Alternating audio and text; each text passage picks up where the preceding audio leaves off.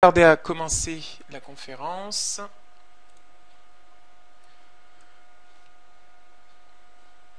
Donc je vérifie juste qu'il n'y ait personne qui soit resté en fait sur le carreau et qui m'aurait éventuellement envoyé un email entre temps. Donc je vérifie que tout le monde est là et on va pas tarder à commencer. Donc ok, super. Donc tout le monde est là. Parfait. Bon, ok. Donc je propose qu'on commence maintenant la conférence. Est-ce que ça vous va? Ok, en tout cas, merci beaucoup pour votre patience. C'est vrai que le démarrage était prévu il y a 30 minutes et les petits soucis techniques qui arrivent hein, voilà, quand on n'est pas habitué à tout ce qui est informatique. Et donc, merci à tous les participants et participantes pour votre patience. Alors, donc tout le monde me reçoit super bien? Ok, parfait. Ok, super. Donc on commence. J'ai eu, en début de séance, je vous ai demandé. Ok, super. Merci pour vos retours. Je vais vous demander maintenant de me noter dans la zone de chat quelles sont les questions principales que vous vous posez par rapport à la modification des pensées, par rapport à la gestion de vos pensées. Donc, notez dans la zone de chat. Pour les personnes qui l'ont déjà fait, c'est pas nécessaire. Je les ai notées, vos questions. Maintenant, pour celles qui viennent d'arriver, je vous invite voilà, à prendre un petit temps pour me dire quelle est la question principale que vous vous posez concernant la modification des pensées. Donc j'attends vos réponses. Pour l'instant, nous avons comme question comment modifier ses pensées vraiment en profondeur pour amorcer une vraie transformation. Et la deuxième question que j'ai, c'est quelles sont les structures, quels sont les modes de pensée qu'il faut mettre en place pour changer. Donc voilà, j'attends vos questions. Et ensuite, je vais vous présenter un petit peu cette conférence, le sommaire de la conférence. Donc, il est 20h03, heure de la Réunion. Donc, il doit être, pour ceux qui vivent en métropole, il est donc 17h03 là-bas. Donc, je vous propose 2 minutes pour noter vos questions. Et ensuite, après, nous allons commencer la conférence. Donc, une nouvelle question qui vient d'apparaître, c'est comment canaliser nos pensées pour en être maître. Ok. Ensuite, une autre personne me demande, alors ça c'est très intéressant, c'est qu'est-ce qui empêche le changement de pensée? Donc je prends connaissance de vos questions. Prenez encore quelques minutes pour répondre, pour me donner en fait vos questions. Ensuite, on va commencer la conférence.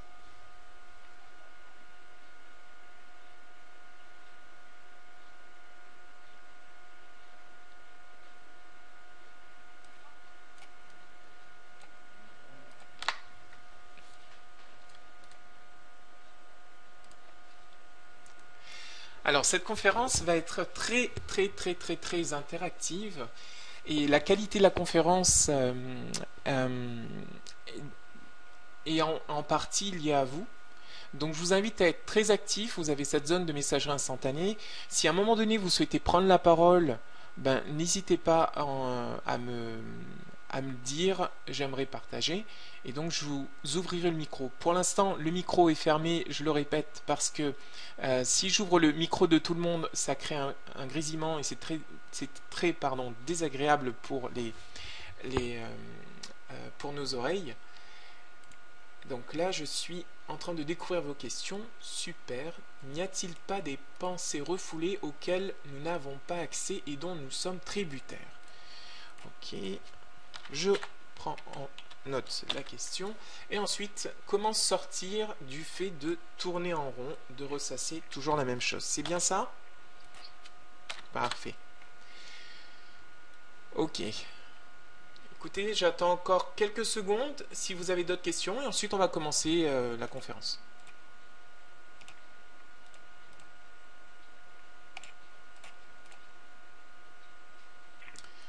Ok. Ok, peut-on taire ses pensées? Peut-on faire taire ses pensées? Ok.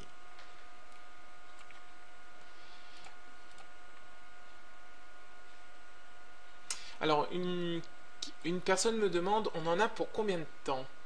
Alors, la conférence, en fait, va durer jusqu'à 9 heures île de la Réunion. 9 heures île de la Réunion, qui correspond à 18 heures. Donc, la conférence dure à peu près 1 heure.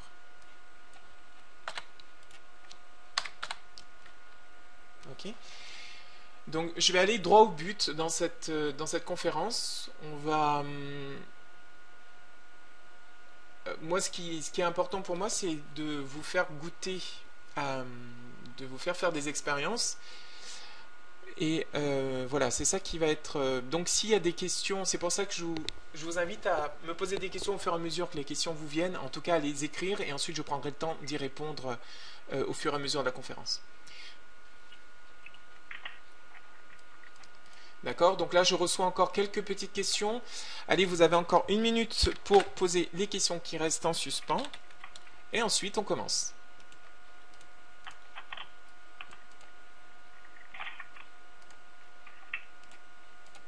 Ok, vos questions sont vraiment très très très intéressantes, hein. Donc merci beaucoup. Ok, super, super. Super génial. Bravo. Ok. Bon, génial. Donc, sans plus tarder, on va commencer cette conférence par une petite définition de ce que c'est que la pensée. Et j'aimerais commencer en fait cette conférence en vous disant que notre cerveau, c'est un peu comme une radio. Il a à la fois la capacité d'émettre des fréquences, donc d'émettre des ondes, et ensuite il a aussi cette capacité en fait de recevoir des ondes, de capter des ondes. Et ces ondes, en fait, les pensées sont des ondes. Donc notre cerveau a à la fois la capacité de créer, quand je dis émettre, c'est de créer des ondes, donc de créer des pensées, et à la fois la capacité en fait de sentir, de percevoir les pensées qui sont dans l'environnement. C'est ce qui explique, par exemple, que quand, je ne sais pas si vous avez déjà fait cette expérience-là, certainement, quand vous êtes très proche d'une personne, vous avez tendance à capter en fait ses pensées. Et l'autre personne a aussi tendance en fait à capter vos pensées. Il y a certaines personnes qui ont des dons de médiumnité et qui sont capables de lire dans les pensées parce qu'elles ont accès en fait à cet inconscient au niveau des pensées. Donc les pensées sont à considérer en fait comme des énergies et ces pensées ont tendance en fait à agir avant tout sur l'environnement qui est le plus proche de lui, c'est-à-dire notre corps. Donc les pensées agissent directement sur notre corps et la traduction physiologique d'une pensée, c'est ce qu'on appelle en fait une émotion. Donc à chaque fois que vous avez en fait une émotion, c'est une pensée en fait qui est en train de circuler au moment où vous avez cette pensée-là dans votre corps et du coup ça se traduit sous la forme d'une émotion. Ça se traduit sous la forme d'une émotion, ça se traduit sur la forme de vibration. Et les pensées que vous acceptez dans votre esprit, ces pensées-là ont un nom spécifique. Ces pensées-là, nous les appelons des croyances. C'est-à-dire que nous ne pensons pas tout, on peut entendre plein de choses, plein de paroles que des personnes peuvent dire, plein de pensées qui nous sont proposées à travers ce véhicule qui est la parole, les mots, mais nous ne croyons pas tout en tout ce que ces personnes-là disent. Et donc ces pensées en fait passent. Et les pensées auxquelles nous disons oui, les pensées que notre esprit accepte, ces pensées-là deviennent à ce moment-là nos croyances. Et les croyances ne sont en elles-mêmes ni vraies ni fausses, mais le fait d'y croire, le fait de les percevoir comme vraies, va commencer en fait à créer notre réalité intérieure. Et notre personnalité, quand nous sommes petits, se fonde en fait sur les croyances les plus fortes, les plus puissantes que nous avons reçues dans l'enfance. Et ces croyances en fait qui ont été véhiculées dans le milieu social dans lequel en fait nous avons évolué. Donc ces croyances forment notre personnalité. Ces croyances en fait dictent nos comportements dans telle ou telle situation. Et bien souvent, lorsque nous évoluons de 0 à 10 ans, nous n'avons pas en fait le discernement pour accepter des pensées ou bien pour les rejeter. Et ce n'est que plus tard, donc à partir de 10 ans, que la capacité de discernement, c'est-à-dire au niveau du cerveau, donc le cortex préfrontal se développe, et en se développant, ce cortex préfrontal nous donne cette capacité à discerner si la qualité de nos pensées. Est-ce que pour ce petit topo sur les pensées, c'est clair sur comment est-ce que nos pensées deviennent des croyances et comment nos croyances forment petit à petit notre personnalité? Est-ce que c'est OK pour ça? Parfait. Génial. Donc, OK, j'ai une question où je répondrai après.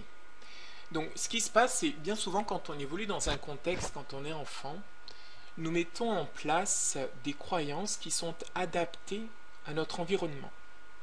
Et du coup, nous nous adaptons à notre environnement en fait pour être dans ce qu'on appelle en psychologie ou en médecine l'homéostasie, c'est-à-dire dans un état d'équilibre. Donc nos croyances, quand on est enfant, nous servent en fait à maintenir un état d'équilibre entre l'intérieur et l'extérieur, donc les personnes avec lesquelles nous évoluons. Donc ça, c'est un concept très intéressant parce que cet équilibre fait qu'à ce moment-là, dans ce contexte particulier, avec ces croyances que nous avons choisies, donc avec ces croyances-là, donc automatiquement, ce qui se passe, c'est que nous sommes dans un état de bien-être, un état de tranquillité, un état de sérénité. Et ce qui se passe, c'est quand nous évoluons avec d'autres personnes, quand nous créons, par exemple, quand nous venons en relation de couple, etc., nous évoluons avec des personnes qui ont des pensées, des systèmes de pensée, donc qui sont parfaitement adaptés à leur environnement dans lesquels ils ont évolué étant petits, mais qui, dans cette relation avec nous, vont faire en sorte de mettre à mal certaines croyances que nous avons. Et du coup, ça va créer de l'inconfort au niveau psychologique. Et au fur et à mesure de notre évolution, il y a aussi ce qui se passe en s'imprégnant de différentes influences, en réfléchissant. Il y a certaines pensées que nous avons acceptées étant enfants et qui nous ont été très utiles à ce moment-là, qui deviennent un petit peu obsolètes. Et cette obsolescence de ces pensées, de ces croyances, font qu'il y a une forme de malaise en fait qui se crée en nous, parce que nous n'adhérons plus en fait à ces croyances-là, mais pourtant elles sont encore là parce que nous les avons acceptées comme étant vraies. Donc l'idée de cette conférence, c'est de savoir un petit peu quel est le système de croyances que j'ai mis en place, et est-ce que ces croyances sont au service de ma vie actuelle, c'est-à-dire est-ce que ces croyances en fait favorisent notre adaptation à notre environnement actuel. Et c'est tout le sujet en fait de cette conférence, c'est est-ce que nous avons des pensées qui sont adaptées à notre environnement actuel ou est-ce que ces pensées-là ne sont pas adaptées à l'environnement actuel. En quel cas, ces pensées-là, parce que nous évoluons sans cesse, ces pensées-là en fait deviennent des freins à notre épanouissement personnel, ces pensées-là deviennent des freins à notre bien-être, à notre équilibre psychologique. Et bien évidemment, ça nous invite à une chose, en fonction des questions que vous avez posées tout à l'heure, ça nous invite à une chose vraiment très importante, c'est de pouvoir identifier ces pensées-là. Alors, comment est-ce qu'on s'y prend pour identifier ces pensées? Ce sont nos émotions qui vont nous dire si les émotions désagréables, et je ne dis pas négatives, attention, je ne dis pas négatives, je dis désagréables, les émotions en fait qui créent de l'inconfort intérieur viennent en fait pour nous dire que là, Romy ou la personne en fait qui a la pensée, qui viennent nous dire que là, tu as une pensée en toi, tu as une façon de percevoir ton environnement, tu as une façon de percevoir la situation qui n'est pas au service de ton épanouissement intérieur. Tu as une façon de percevoir la situation qui ne te permet pas de t'adapter à cet environnement extérieur, pardon. Et bien souvent, ce qui crée en fait de l'inconfort, c'est notre capacité, c'est notre degré. Plus il y aura d'inconfort, et plus ce sera le signe en fait d'un manque de flexibilité, d'un manque d'adaptation à l'environnement. Et surtout si cet inconfort, si ces pensées, si ces émotions reviennent en fait assez régulièrement. Donc je vous rappelle ce que je disais tout à l'heure, c'est que les émotions sont la traduction physiologique de nos pensées. Donc c'est grâce à ce que l'on ressent intérieurement, bien-être, mal-être, que nous avons tendance, que nous pouvons identifier en fait les pensées qui sont là. Et la première étape donc ça va être d'être à l'écoute du corps, et si nous avons une émotion désagréable qui vient, ça va être de se poser avec cette émotion-là, de rester un instant avec cette émotion-là, pour laisser venir émerger à la conscience, pour émerger à notre conscience, donc la pensée ou la croyance, c'est souvent une croyance, la croyance qui est là et qui nous empêche de nous adapter à notre environnement, qui nous empêche de nous adapter à notre réalité actuelle. Donc, ma proposition maintenant, c'est de vous demander, est-ce que vous avez vécu un sentiment ou une émotion désagréable cette semaine? J'attends vos réponses.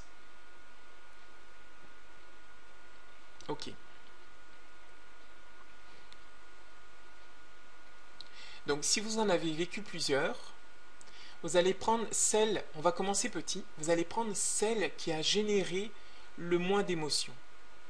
Prenez pas en fait celle qui a généré le plus d'émotions, les émotions les plus intenses, mais on va dire à un degré moindre. Et vous allez juste prendre le temps de noter le sentiment sur le papier que vous avez en face de vous, de noter le sentiment qui était là, et la pensée automatique qui est venue à ce moment-là. C'est-à-dire que nous avons tendance, comme ce sont des programmes qui sont inconscients, ça se met en place de façon automatique. Et c'est vraiment très utile quand par exemple,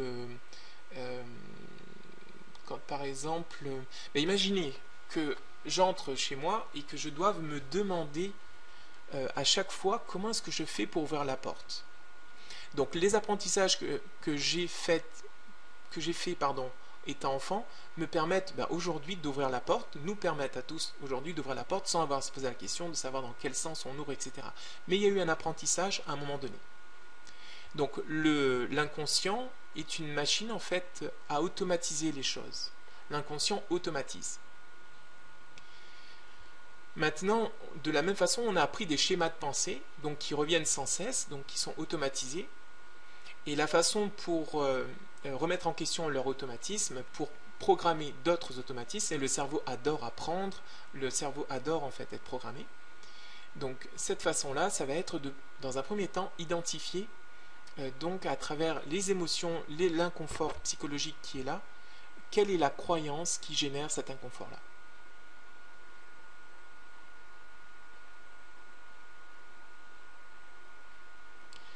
Donc, est-ce que tout le monde a identifié les croyances, les pensées?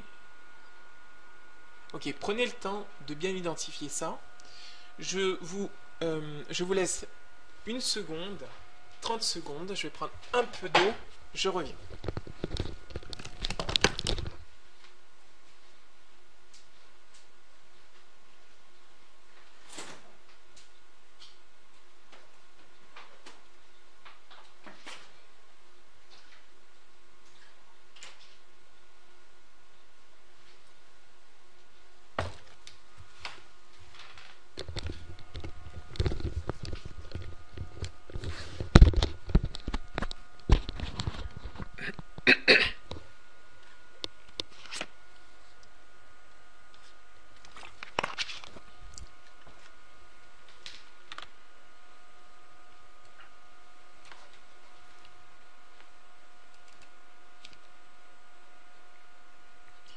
Ok, je vous invite à me faire signe dès que vous aurez identifié la pensée qui était associée en fait à cette émotion que vous avez ressentie cette semaine.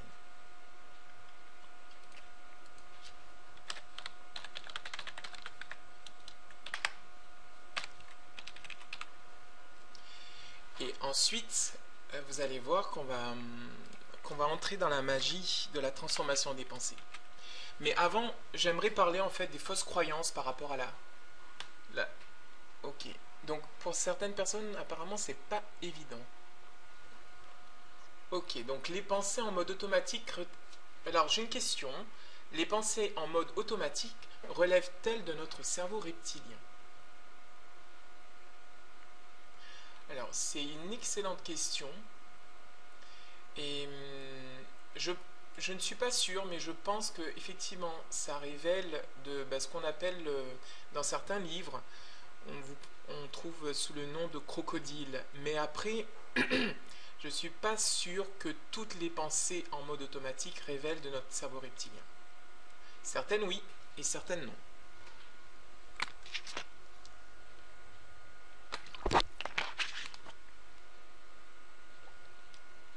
Alors, j'ai une autre question qui dit: n'a-t-on pas en nous un éducateur qui gère cette adaptation? N'a-t-on pas en nous un éducateur qui gère cette adaptation? Donc l'adaptation entre la réalité intérieure et la réalité extérieure. Donc on a effectivement en nous ce qu'on appelle en fait une instance exécutive qui gère effectivement l'adaptation.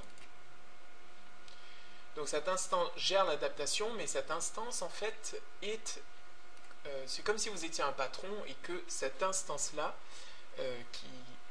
qui éduque cette adaptation-là, cette instance exécutive, c'est nous qui le programmons. C'est nous qui lui disons en fait quelle tâche il doit faire et quelle tâche il ne doit pas faire.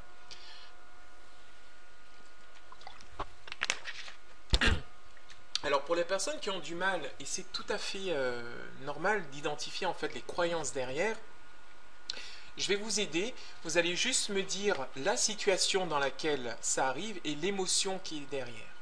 Et je vais vous faire des propositions. Donc pour les personnes qui ont du mal, voilà, notez-moi la situation et les émotions qui sont là, dans cette situation-là.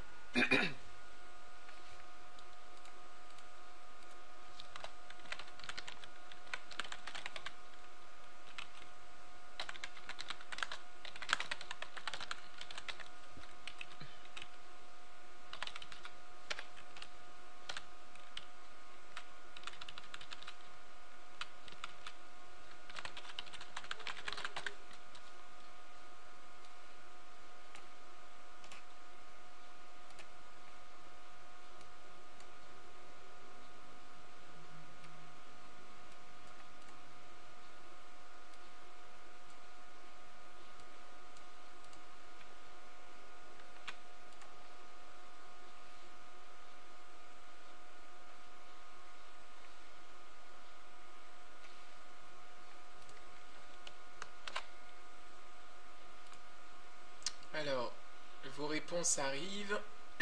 J'attends de recevoir toutes vos réponses et ensuite après je fais un commentaire groupé.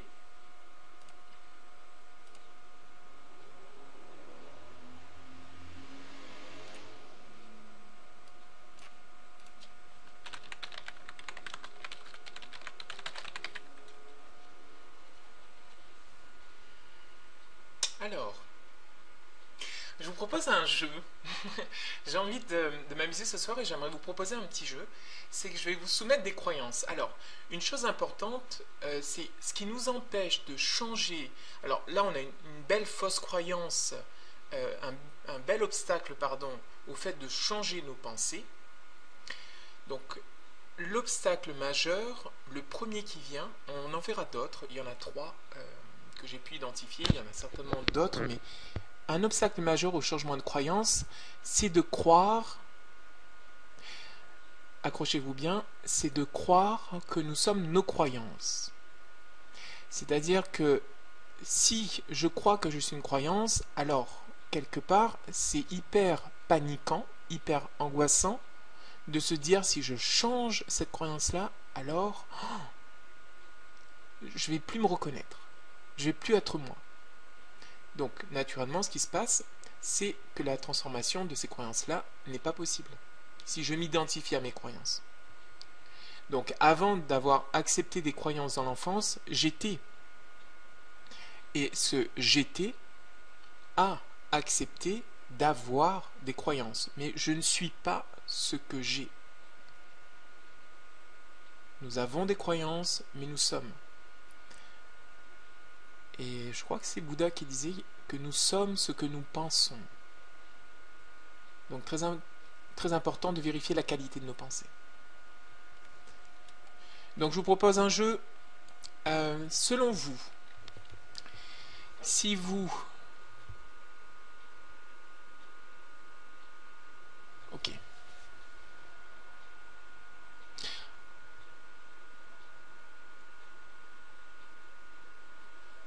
D'accord. Imaginez une chose. Imaginez la situation suivante. Une personne, en fait...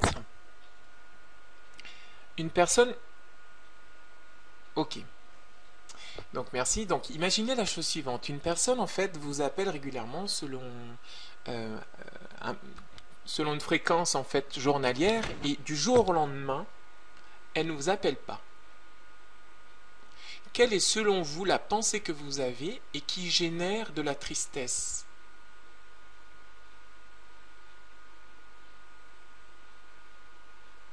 Quelle peut être, selon vous, et je vous laisse réfléchir, quelle peut être la croyance derrière, la pensée qui génère de la tristesse?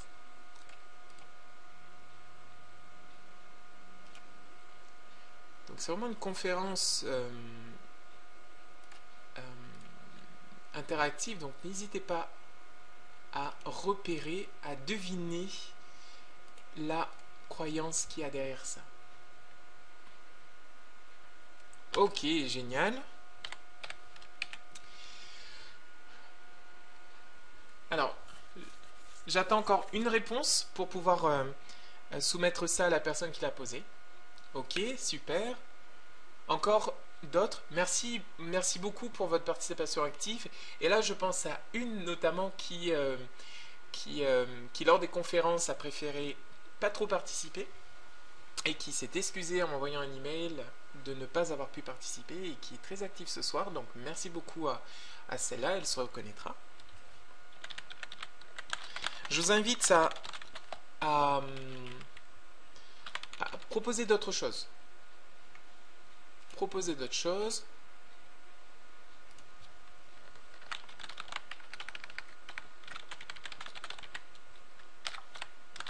Ok, c'est très intéressant. Merci pour vos réponses. Vraiment très intéressant. Continuez.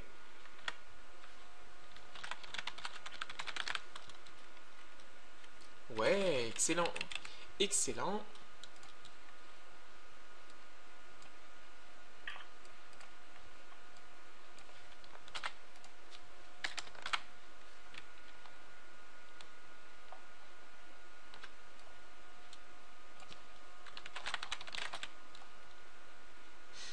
Alors, pour la personne, donc ça y est, merci pour vos réponses. Maintenant, pour la personne en fait qui avait du mal à identifier ce qu'il y avait derrière le sentiment d'abandon et de tristesse, ok. Donc, qu'est-ce qu'elle pense des croyances suivantes? Mon estime en prend un coup. Elle ne m'aime plus, cette personne-là. Je ne suis pas intéressante. Elle m'a oublié. Elle ne veut plus rester en lien avec moi. Est-ce que ça parle à la personne qui a mentionné... est-ce que ces croyances-là parlent à la personne qui a mentionné sa difficulté à identifier la croyance derrière? Alors non, ça parle pas. Donc je vous invite à proposer autre chose.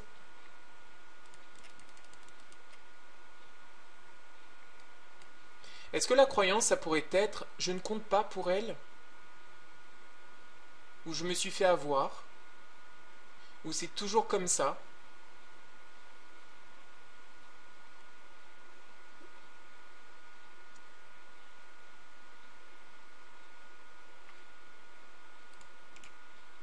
Donc j'attends la réponse de la personne.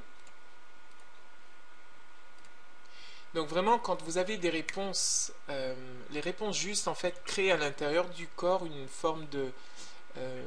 le corps connaît la vérité et ça fait une résonance, ça fait un écho lorsqu'on identifie la bonne croyance.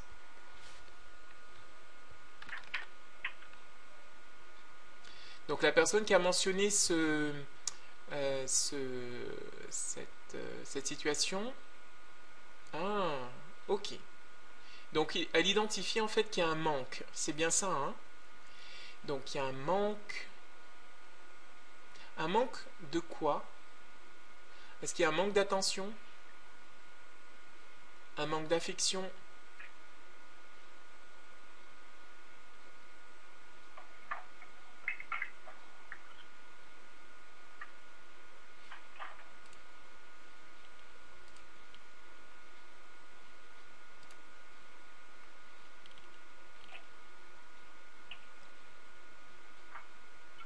D'accord, ok. Donc, il y a, donc la personne répond qu'il y a des attentes qui sont là, qui ont été créées, et puis il y a une frustration en fait qui est là.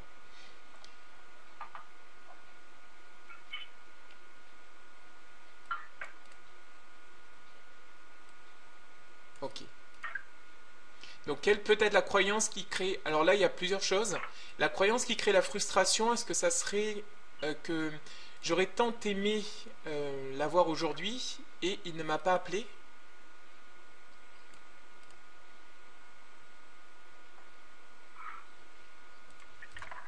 J'aurais tant aimé échanger avec lui et il ne m'a pas appelé?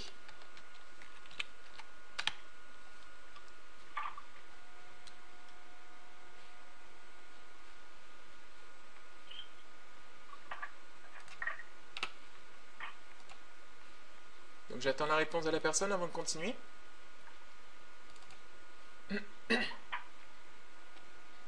Ok, d'accord. Donc la personne me dit en fait que pour elle c'est important en fait la connexion au quotidien.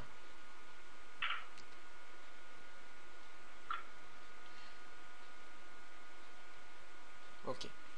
Donc je vais vous présenter je vais vous présenter l'outil que j'utilise, que ce soit bon à des fins personnelles pour améliorer en fait mon quotidien, ou que j'utilise auprès de patients et qui est vraiment assez redoutable.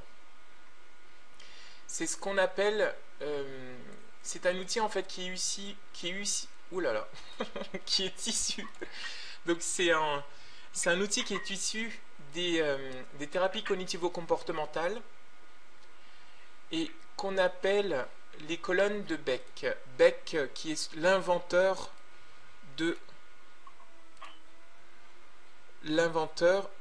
ces colonnes. Je vais les mettre en plein écran.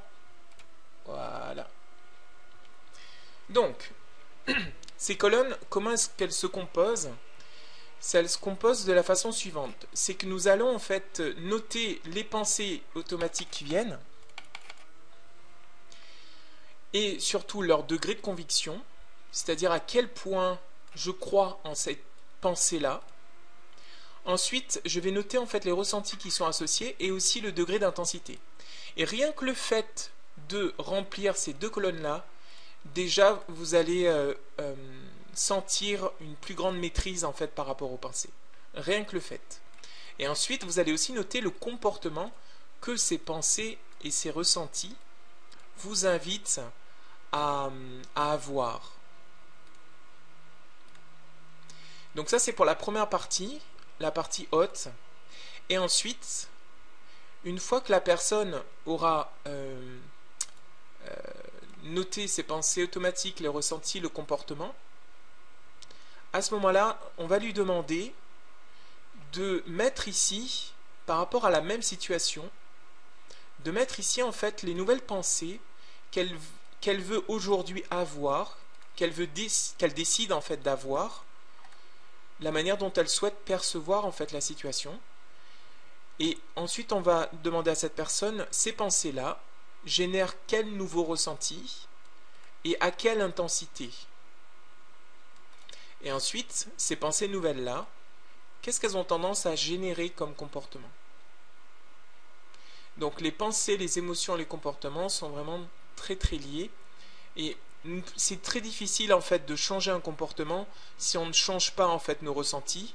Très difficile de la même façon de changer un ressenti si nous ne changeons pas en fait nos pensées qui sous-tendent ces ressentis.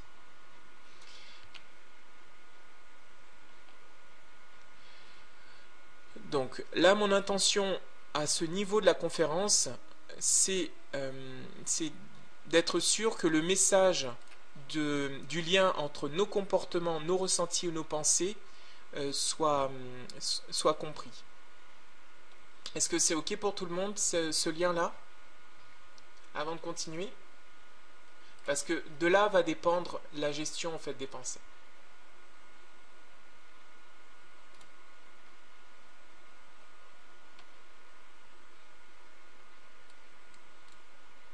OK. Donc, ce que je vous propose maintenant, c'est que nous allons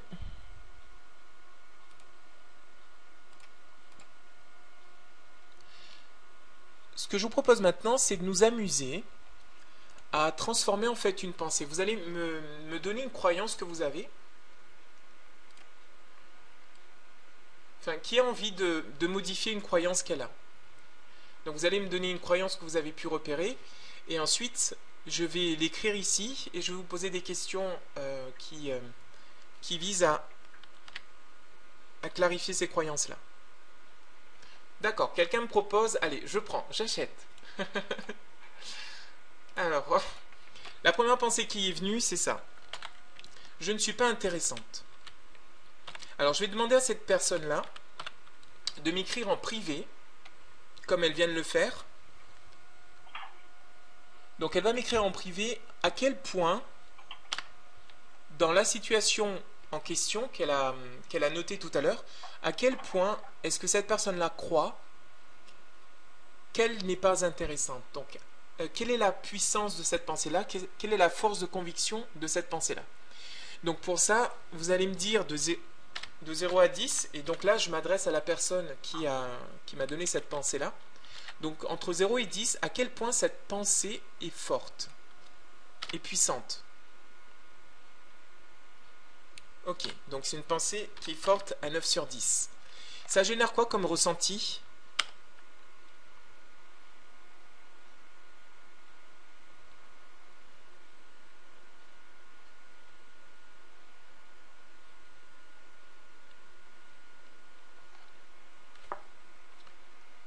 Ok.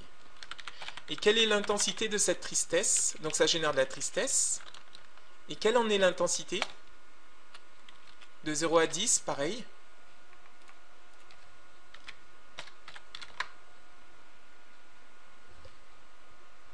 Est-ce que vous m'entendez? On me dit qu'on n'entend plus.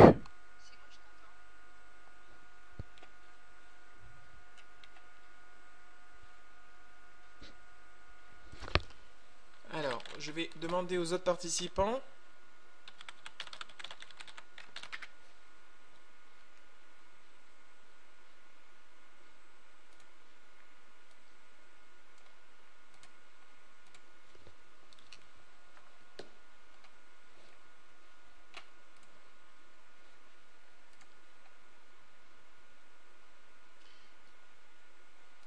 Alors, la personne qui a mentionné en fait la tristesse, pourrait-elle me dire à quel point elle ressent de la tristesse? De 0 à 10. Quelle est l'intensité de cette tristesse-là? Ok, super. Merci. Donc maintenant, je vais poser la question à cette personne-là. Quel est le comportement que ça génère quand il y a cette tristesse et cette pensée qui est là? Qu'est-ce que vous avez tendance à faire? Comment est-ce que vous avez tendance à réagir?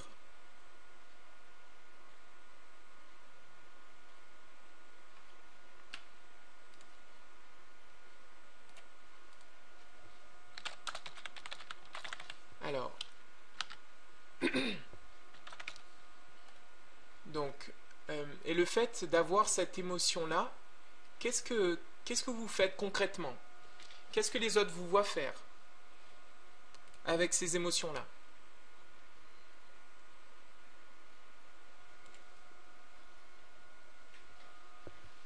Donc concrètement, comment ça se traduit en termes de comportement, en termes d'action, quand justement vous trouvez que vous n'êtes pas intéressante et que il y a cette tristesse-là?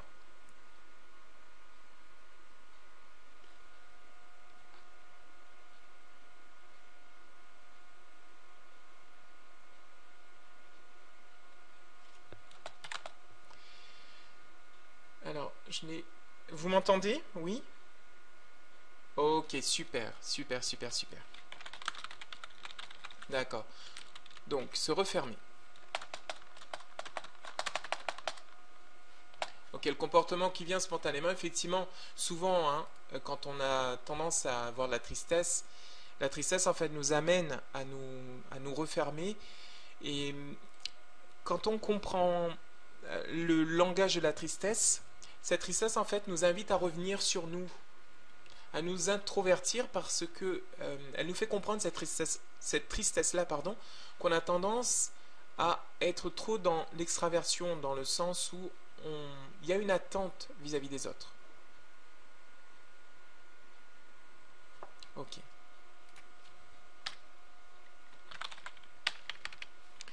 Donc,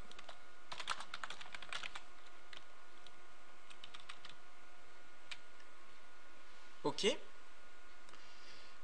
Donc, voilà.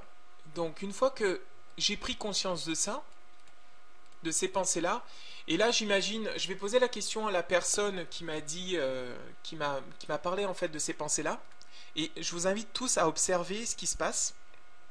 C'est que je suis convaincu que parce que là, nous avons posé par écrit tout cela, donc à la fois le fait, la pensée, à la fois le ressenti et le comportement, j'imagine que pour la personne qui nous a fait part de ses pensées, ses émotions et son comportement, j'imagine que là, à ce stade en fait de la conférence, si je devais lui poser la question de savoir euh, quel est le degré de conviction de cette pensée là maintenant, il y a de fortes chances que ce degré de conviction, parce qu'on a pris du recul en posant les choses, que ce degré de conviction est beaucoup moins fort que tout à l'heure.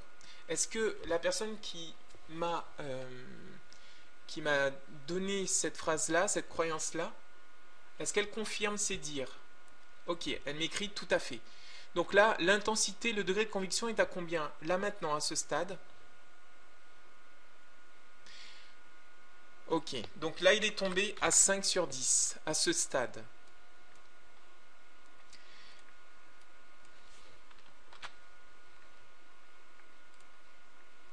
Et la tristesse, elle est tombée à combien?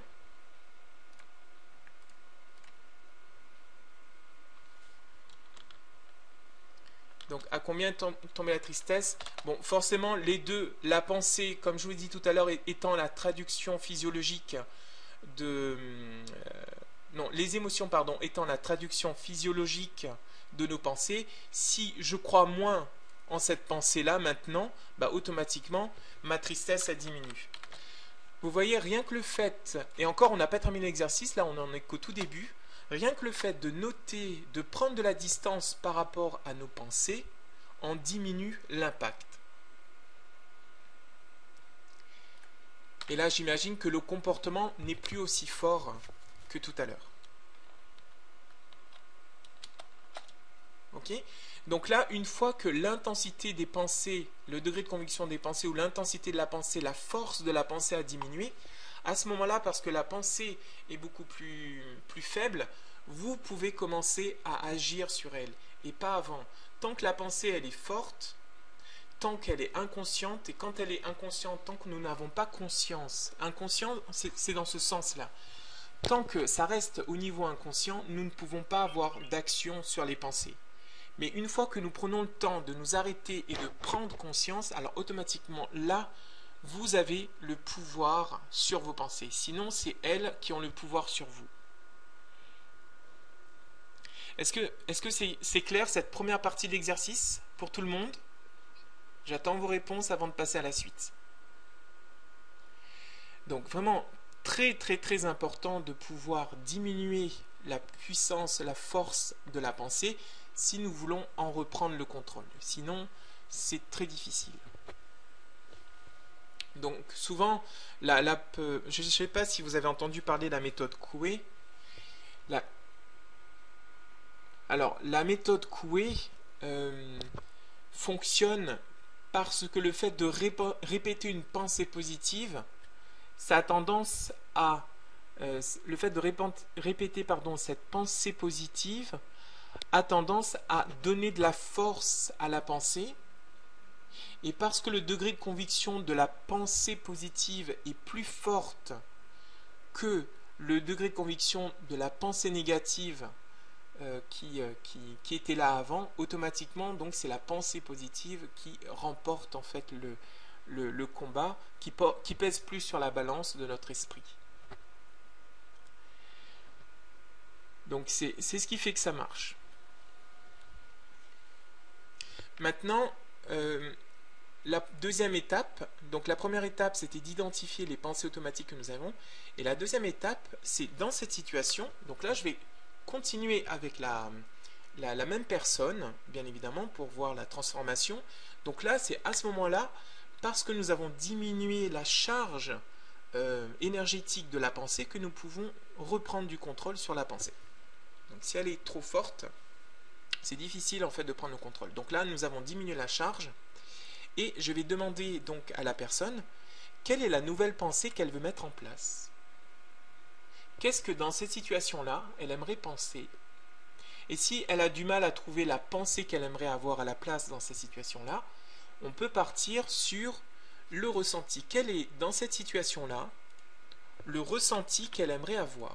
Donc je m'adresse spécifiquement à la personne qui m'a noté cette pensée-là. Dans cette situation-là, quel est le ressenti que vous aimeriez avoir? Comment est-ce que vous aimeriez vous sentir? Donc, dans la deuxième partie de cette colonne, nous prenons en charge en fait notre pouvoir de décision. Donc, j'attends que la personne me dise quel est le ressenti ou quelle est la nouvelle pensée qu'elle veut avoir dans cette situation.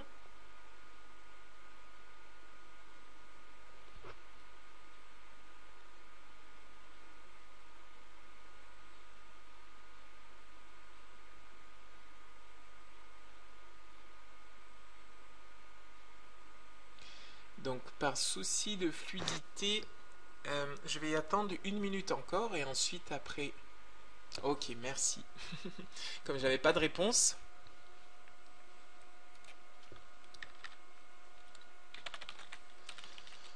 Donc ce qu'elle nous dit, c'est qu'elle aimerait en fait ressentir la joie dans cette situation-là.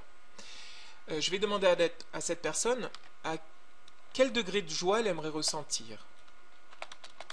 Bon, bien évidemment, je m'attends un petit peu... On s'attend tous, hein. Pardon. Donc, bien évidemment, on s'attend tous à la réponse.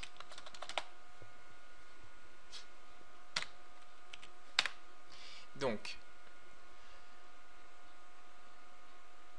maintenant, une fois qu'on a rempli ça, qu'elle sait qu'est-ce qu'elle veut ressentir dans cette situation-là, qu'est-ce qu'elle veut vibrer en termes de fréquence. Donc, une fois qu'on a identifié ce que nous voulons vibrer, à ce moment-là, quelles sont les pensées qui vont pouvoir créer plus de joie dans cette situation-là?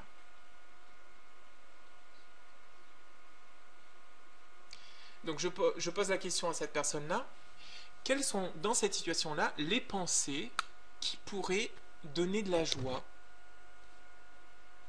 Une joie, en fait, à 7 sur 10, à 70%. Donc là, pareil, je vais donner 1 minute à la personne pour répondre dans un souci de fluidité de cette conférence. Sans mettre la pression, bien sûr.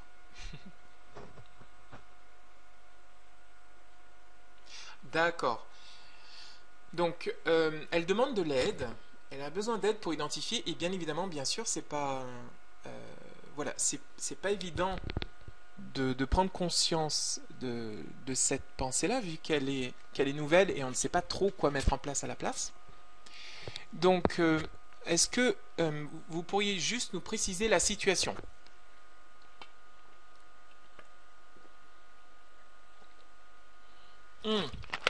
Alors, j'ai quelqu'un qui propose ça, donc merci à cette personne qui propose.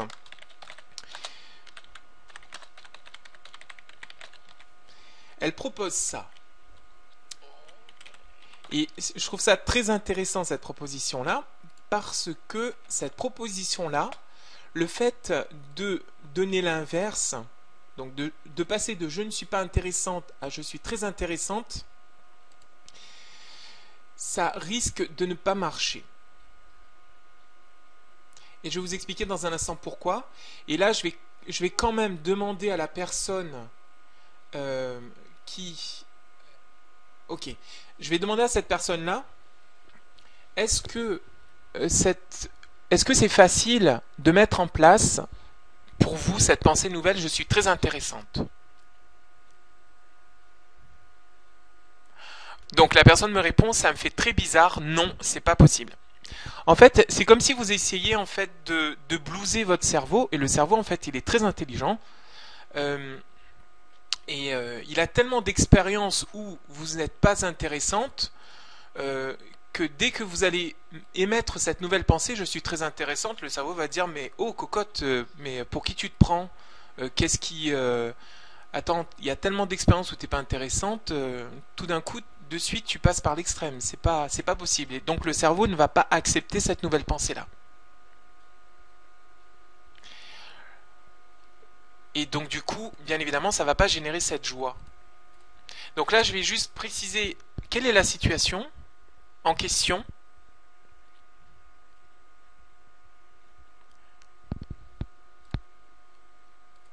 Donc si vous voulez modifier vos croyances, je vous déconseille de passer en fait par d'aller à l'extrême, d'aller à l'autre extrême, parce que le cerveau en fait il va faire un blackout total. Par contre, ce que vous pouvez faire, c'est d'aller en douceur, et le cerveau adore la douceur, en disant par exemple, j'aimerais penser de moi, ou j'aimerais penser que je suis intéressante. On va pas mettre très intéressante parce que c'est trop extrême. Et là, je vais demander à la personne si il y a cette nouvelle commande au cerveau de j'aimerais penser que je suis intéressante, qu'est-ce que ça génère en elle comme sentiment?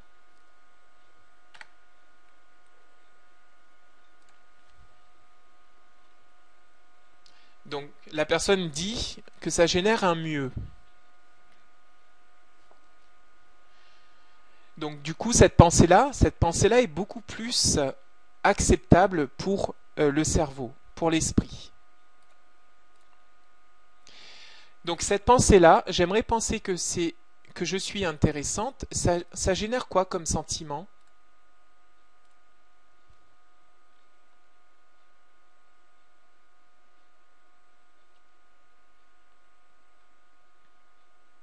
Là, pareil, je vais attendre une minute. Donc je demande à la personne en question si à partir de ce soir, elle commence à penser, j'aimerais penser que je suis intéressante. Qu'est-ce que ça génère en fait en elle comme sentiment? Est-ce que ça génère une tranquillité? Est-ce que ça génère plus de calme? Est-ce que ça génère cette joie 7 sur 10? Ok, ça génère en fait plus de tranquillité.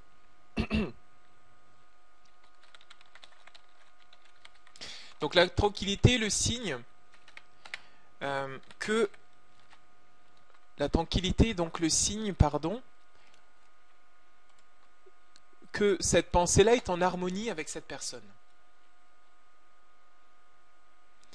À ce moment-là,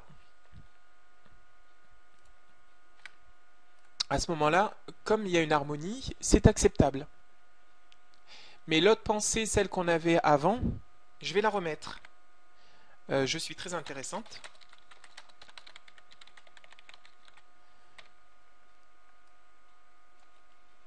Et je vais la mettre en rouge. Et tellement, c'est tellement loin que le cerveau, en fait, ne peut pas accepter cette pensée-là. Ça lui paraît tellement gros, tellement loin qu'il ne peut pas accepter. D'accord? Maintenant, je vais demander à la personne en question, quand il y a cette pensée qui est là, et cette tranquillité, à quel point en fait cette tranquillité est ressentie de 0 à 10? Et j'attends la réponse. Là pareil, je vais donner donc une minute. Oh, super, super, super. 9 sur 10. Ok, génial. Et du coup, qu'est-ce que ça change au niveau du comportement dans la même situation? On est d'accord, hein? Dans la même situation, alors que tout à l'heure il y avait la pensée je ne suis pas intéressante. Maintenant, quand il y a la pensée j'aimerais penser que je suis intéressante et qu'il y a la tranquillité qui arrive assez intensément à 9 sur 10, qu'est-ce que ça vous inspire comme réaction, comme façon de réagir? Donc ça vous inspire une réaction plus calme. Et quand vous êtes calme, qu'est-ce que vous faites exactement? Donc là, très important hein, de revenir aux réactions comportementales, quelque chose qui est observable. Quand vous êtes calme, qu'est-ce que les personnes se rendent compte de quoi? De quoi est-ce qu'elles sont conscientes? D'accord, génial, super, super, magnifique. Donc, souriante. Ok? Maintenant, on va faire un petit test. Je vais demander à cette personne-là, maintenant qu'on a ces nouvelles pensées, cette nouvelle croyance, non, pardon, je dis nouvelle pensée. Nouvelle pensée parce que c'est peut-être pas encore tout à fait en fait une croyance, c'est-à-dire qu'il se peut que ce soit juste une pensée, mais que la personne n'a pas encore été convaincue, n'a pas encore accepté totalement cette croyance-là. Est-ce que c'est juste? Est-ce que là, vous avez accepté totalement cette croyance? Ok, d'accord. Donc vous avez accepté cette croyance, c'est ça ou pas? Là, je lis oui, mais oui pourquoi? C'est pas totalement accepté ou c'est complètement accepté?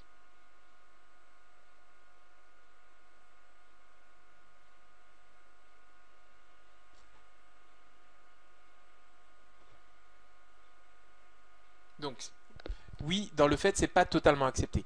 Bien évidemment, regardez là, c'est pas totalement accepté, mais par contre, il y a un espoir qui est là, que s'il y avait cette acceptation, il y aurait cette tranquillité-là à 9 sur 10. Donc là, je pense que la personne me confirmera cet espoir que c'est séduisant euh, d'accepter cette pensée-là. Que cette pensée-là, elle est séduisante à avoir. On est d'accord? Donc j'attends la réponse de la personne. Est-ce que vous m'entendez tous? La personne me dit qu'elle ne m'entend plus. Donc, ok. Ok, parfait. Donc le son est revenu. Donc bien évidemment, là, ce qui se passe ici, c'est que la pensée elle est séduisante, elle est attirante, elle est tentante, et bien évidemment, ça va apporter tout ça. Mais par contre, eh ben, elle n'est pas en fait, elle n'est pas tout à fait intégrée. Elle n'est pas intégrée pourquoi? Parce que euh, votre, votre système de valeurs ne l'a pas encore complètement accepté. C'est important pour une pensée, pour qu'elle entre complètement en vous, qu'elle puisse être accueillie en fait dans votre système de valeurs, qu'elle puisse être en conformité avec votre système de valeurs. Donc au tout début de la conférence, je vous ai demandé quelles étaient les 5 choses importantes pour vous dans la vie, parce qu'en vous demandant cela, je vous ai euh, je vous ai proposé de mettre à jour votre système de valeurs. Donc là, ce que je demandais à la personne qui, à qui j'ai posé la question sur les pensées, je vais vous demander en fait quelles sont les 5 choses qui sont venues, qui sont importantes pour vous. Et c'est là où ça devient tout à fait intéressant cet outil-là. Donc quelles sont pour vous en fait, quelles sont les 5 choses les plus importantes que vous avez notées tout à l'heure? Est-ce que vous pourriez juste me le remettre là, dans l'écran, dans la zone de chat, pardon. Quelles sont les 5 choses les plus importantes pour vous dans la vie?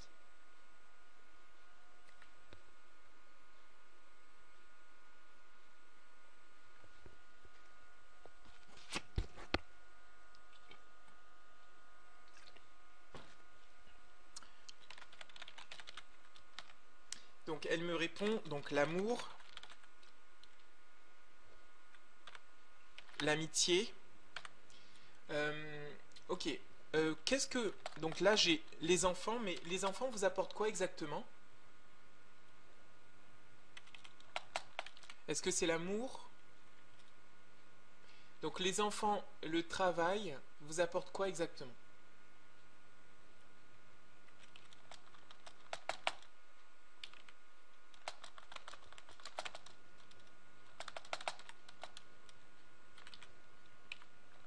Donc j'attends une minute pour clarifier tout ça.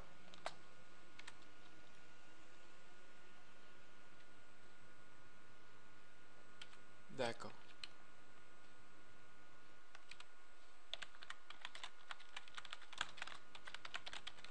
Et le travail? Le travail vous apporte quoi?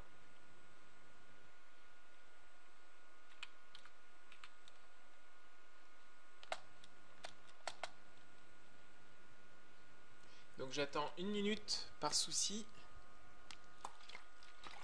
Il est déjà 9 heures et je pense qu'on en a encore pour un quart d'heure maximum. Hein.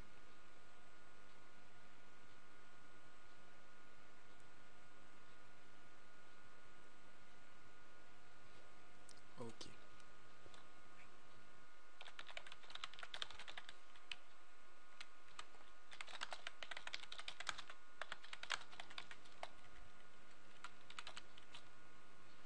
Très bien, super.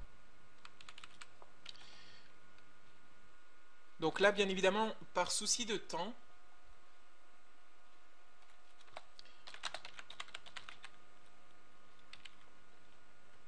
ok, donc on a la 5e valeur qui est le partage, d'accord?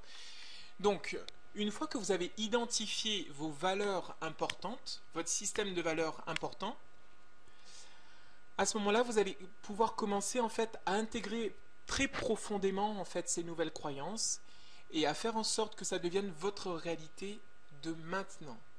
Parce que plus ça va être ancré profondément et plus ça va devenir votre réalité de maintenant. C'est très rapide, ça n'a pas à attendre demain, ça n'a pas à attendre après-demain. C'est vraiment quelque chose qui se met en place en fait directement parce que le cerveau aime le bien-être et automatiquement ses pensées vont dans ce sens du bien-être et donc le cerveau en fait euh, va abandonner complètement l'ancien système, l'ancienne croyance qu'il avait pour laisser place à la nouvelle. C'est un petit peu, imaginez que vous avez, voilà,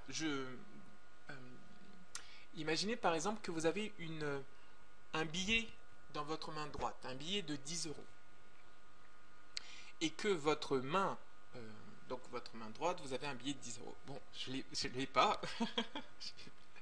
Donc vous avez un billet de 10 euros en fait qui est là, dans votre main droite. Bien évidemment, et imaginez que ma main gauche, elle est handicapée, je n'ai pas de main gauche, bah bien évidemment, ce qui se passe, c'est que si vous me tendez en fait un billet de 50 euros, bien un billet de 100 euros, qu'est-ce qui va se passer? C'est que je vais lâcher le billet de 10 euros pour pouvoir prendre votre billet en fait de 100 euros, si vous me le donnez. Donc au niveau du cerveau, en fait, c'est exactement la même chose. C'est qu'à partir du moment où j'ai de nouvelles croyances qui sont beaucoup plus attirantes et intéressantes pour le cerveau que les anciennes croyances, alors automatiquement votre cerveau en fait va lâcher l'ancienne croyance pour accueillir en fait la nouvelle croyance. Et c'est ce qu'on appelle dans certaines traditions l'illumination ou les prises de conscience ou les réalisations. Voilà. Donc là, je reviens en fait au travail de transformation qu'on est en train de faire. C'est que je vais demander à la personne de me dire, est-ce que cette pensée-là, j'aimerais penser que je suis intéressante, va générer en vous, va vous donner davantage l'expérience de l'amour dans la vie, à la fois pour vous et à la fois en fait pour les autres. Et j'attends la réponse. Est-ce que cette pensée-là va être au service de davantage d'amour pour vous et davantage d'amour en fait pour les autres? J'attends votre réponse.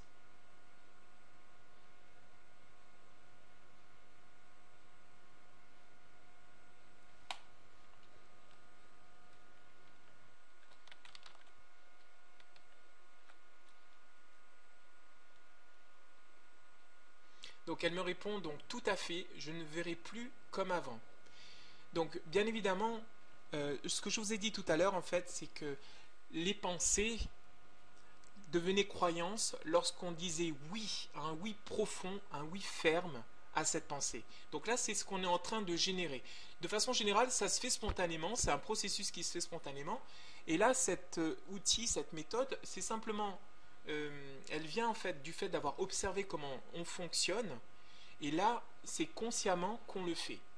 C'est comme voilà, c'est comme l'électricité. C'est à un moment donné, donc il y a quelqu'un qui observe un phénomène dans la nature d'électricité, et ensuite après on commence à domestiquer l'électricité, et si bien qu'au jour d'aujourd'hui, ben, consciemment, si on a envie de lumière, il y a juste à appuyer sur un interrupteur pour l'avoir. Donc c'est exactement la même chose, c'est exactement ce même processus. C'est que vous pouvez en fait, à votre guise, à condition de savoir comment faire, changer vos croyances, les modifier. Le cerveau, il adore ça. Et, au service de votre, c'est au service de votre mieux-être. Donc là, ce qui se passe, j'imagine, c'est que le degré de conviction de cette pensée-là, de 0 à 10, il a combien là pour l'instant? De 0 à 10, il a combien ce degré de conviction? Là maintenant, il est à 9. Et tout à l'heure, il était à combien avant qu'on fasse ce processus-là? Avant que je vous pose la question si c'est en accord avec la valeur de l'amour, c'était à 6. D'accord. Ok. Donc tout à l'heure, avant, c'était à 6, et là, il est à 9. Donc on va pas s'arrêter là. Hein. On va pas s'arrêter là parce que 9 sur 10, c'est pas plein, c'est pas complet. Et ce qu'on souhaite, c'est que la pensée s'intègre complètement dans nos valeurs, parce qu'elle est intéressante, cette pensée-là. Donc je vais continuer. Est-ce que cette pensée-là est en faveur de découvrir davantage est-ce que cette pensée-là, bon, découverte de l'amour, on va pas le prendre parce que voilà, la valeur de l'amour était déjà là. Donc, est-ce que cette pensée-là est au service de davantage? Est-ce que ça vous donne envie de partager davantage avec les autres?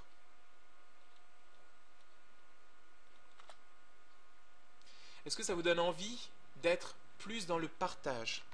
Ok.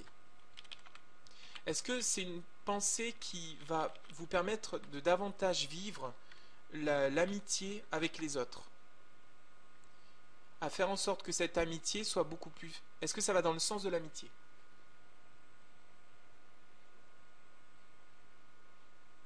Alors là, elle me répond oui, tout à fait. Maintenant, est-ce que cette pensée-là est en accord avec vos aspirations, vos inspirations profondes? Est-ce J'attends la réponse.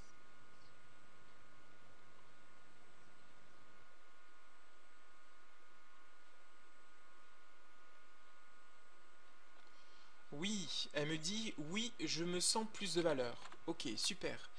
Maintenant, je vais vous poser la question suivante. Est-ce que vous voulez cette pensée-là pour le futur? Est-ce que vous voulez penser de cette façon-là à partir de maintenant pour votre futur? Donc là, elle me répond oui pour le futur. Est-ce que cette pensée fait en sorte que votre vie vous paraît davantage une joie plutôt que voilà, plutôt qu'une peine? Bon, c'est pas très bien formulé, mais l'idée est là. C'est est-ce que cette pensée-là est au service de la joie, de faire que la vie devienne un plaisir et non pas une souffrance? Donc là, elle me répond oui.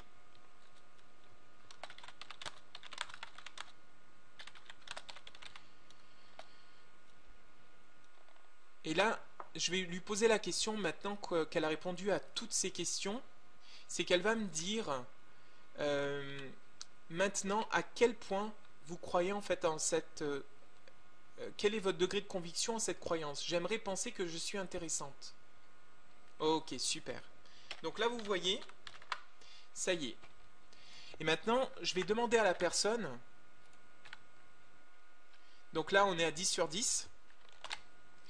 Et je vais demander à cette personne, qu'est-ce que vous pensez de l'ancienne croyance maintenant? Je ne suis pas intéressante.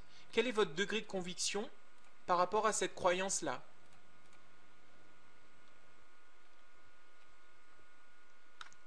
Ok, d'accord.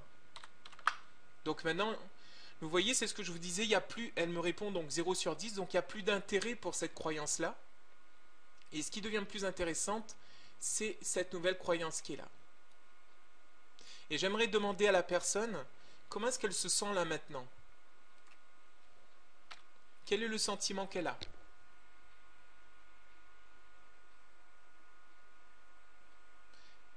Ok, donc elle me répond qu'elle a un sentiment de plénitude. Et c'est souvent le sentiment en fait que quand on accepte des pensées qui correspondent à notre nature profonde, qui correspondent à nos valeurs profondes, alors automatiquement il y a un sentiment d'harmonie avec soi, un sentiment de plénitude qui est là. Donc j'aimerais remercier cette personne-là de s'être prêtée à ce jeu.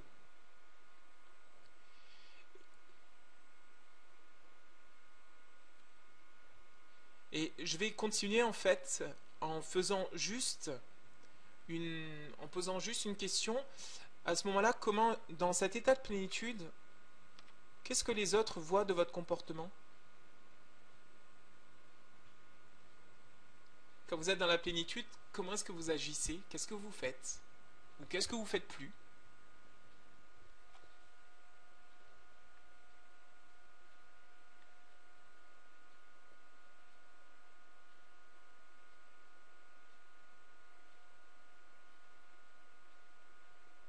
Donc j'attends encore quelques secondes et ensuite on passe à la suite. D'accord. Donc là, ce qu'elle me répond en fait, c'est qu'elle ne crie plus. Et, et quand vous ne criez plus, quelle est la réaction que vous avez? Quand vous ne criez plus, quelle est la réaction que vous avez?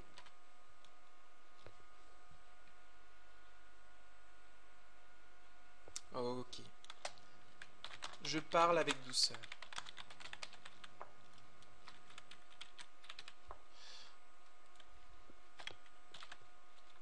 Ok. Merci beaucoup. Merci infiniment. Merci, merci de vous être prêté à ce jeu. Donc, vous voyez comment il est facile de pouvoir, donc avec les outils, en connaissant en fait le fonctionnement, le mécanisme des pensées, vous voyez comment il est facile de pouvoir les transformer. Et là, nous avons pris à peu près, euh, bon, je pense qu'on a pris, je crois qu'on avait commencé à moins le quart. Donc, vous voyez, ça a duré en fait à tout casser 20 minutes pour nous créer en fait en nous davantage de bien-être. Est-ce que ça vous a paru compliqué? Là, je pose la question à tout le monde. Est-ce que ça vous a paru simple, compliqué? Simple, hein? Donc, je vais récapituler ici les étapes si vous voulez reprendre le contrôle de vos pensées. Donc, la première chose, c'est d'identifier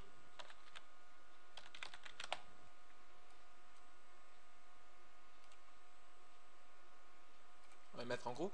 Donc, identifier les pensées automatiques.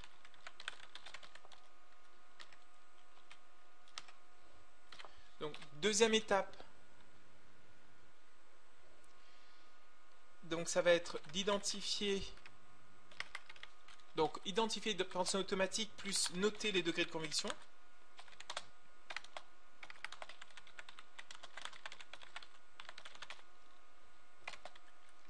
Ensuite, ça va être aussi de repérer les émotions associées et leur intensité. Ensuite, troisième étape, d'identifier le comportement. Que ces pensées et ressentis génèrent. Et ensuite, donc, c'est mettre en place de nouvelles pensées.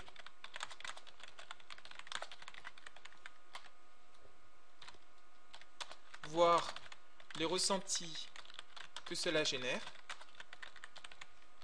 Et ensuite, sixième étape, donc observer les nouveaux comportements dans la situation que ces pensées nous invitent à adopter. Alors, il y a une petite étape que j'ai sautée, c'est pour ancrer la nouvelle pensée, les nouvelles pensées, ça va être de, de les, comment on appelle ça, de les intégrer à notre système de valeurs.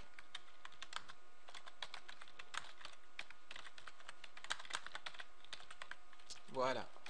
Et une fois que c'est intégré dans le système de valeurs, automatiquement, voilà, en quelques, en quelques, en quelques instants, ces pensées-là deviennent votre réalité.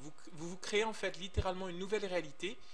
Et je pense que la personne, quand elle disait, elle s'est aperçue en fait de cette nouvelle réalité qui est créée lorsqu'elle a pris conscience qu'elle avait plus de valeur.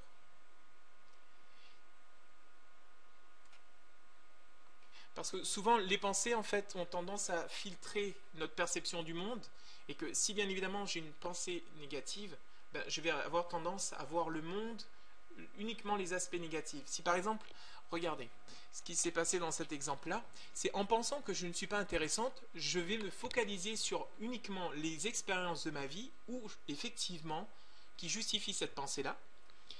Je vais focaliser en fait sur les expériences où effectivement je ne suis pas intéressante.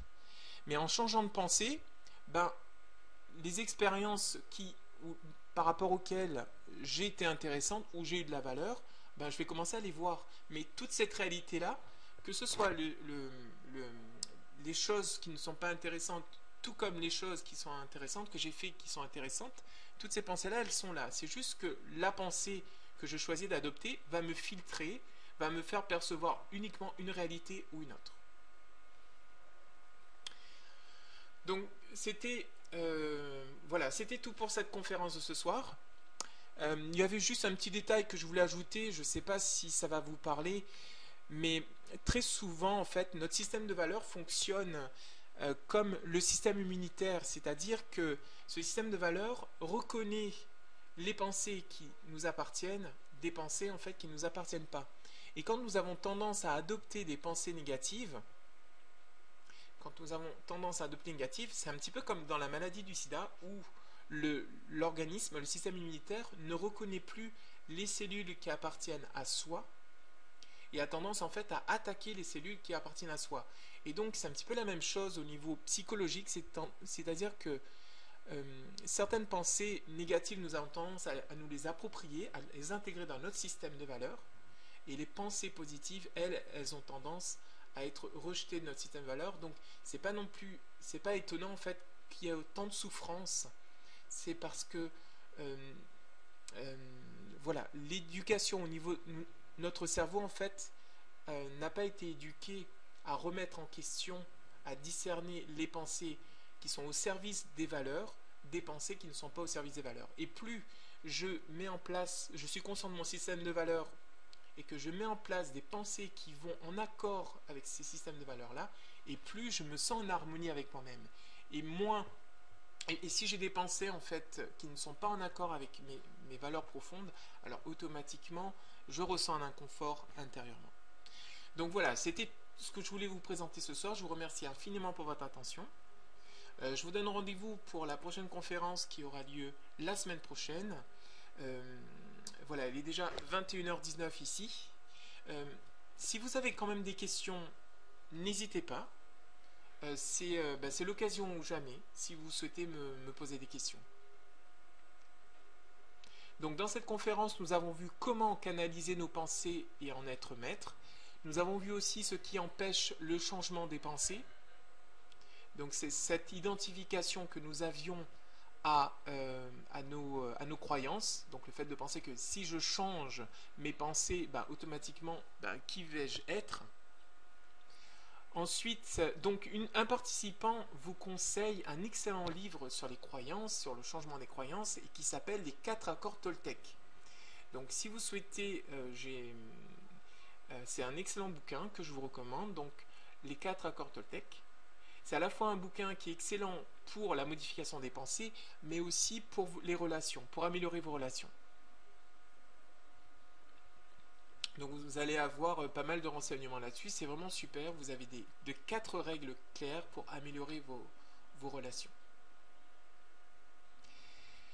Donc nous avons vu aussi dans cette conférence comment modifier les pensées en profondeur et amorcer en fait la transformation. Donc merci encore à la personne qui s'est prêtée au jeu. Ensuite, nous avons aussi vu donc quelle structure mettre en place pour modifier les modes de pensée. Donc cette structure, donc cette méthode que je vous ai présentée ici en 6 étapes. Donc vous aurez l'enregistrement, si vous n'avez pas tout noté, vous aurez l'enregistrement en fait de la conférence incessamment sous peu. Vous serez informé parce que vous êtes donc dans la liste de diffusion. Donc vous aurez l'occasion de revoir en fait ce qui s'est passé à volonté. Ensuite, comment sortir du fait de tourner en rond? Donc c'est une question que vous avez posée.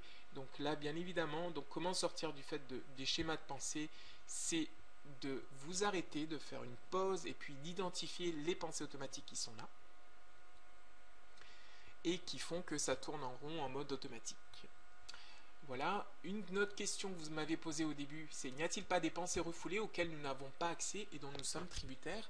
Oui, tout à fait, la plupart des pensées que nous avons refoulées, la plupart des pensées qui sont dans notre inconscient ont tendance à nous affecter et donc nous devenons dépendants, nous perdons la maîtrise en fait de nos pensées, nous devenons dépendants de nos pensées et nous laissons les pensées comme les enfants faire ce qu'ils veulent dans notre maison parce que nous ne prenons pas le temps de les identifier, de faire la lumière sur nos pensées.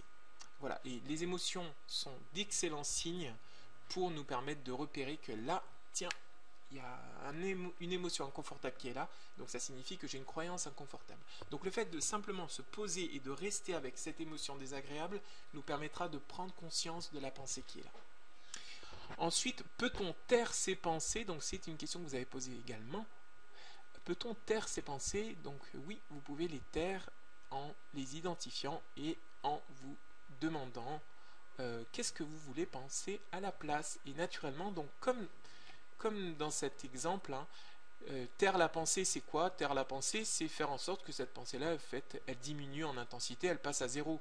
Donc bien évidemment, quand elle est à zéro, elle n'est plus aussi importante dans notre esprit, donc elle perd son intérêt, donc elle est tue.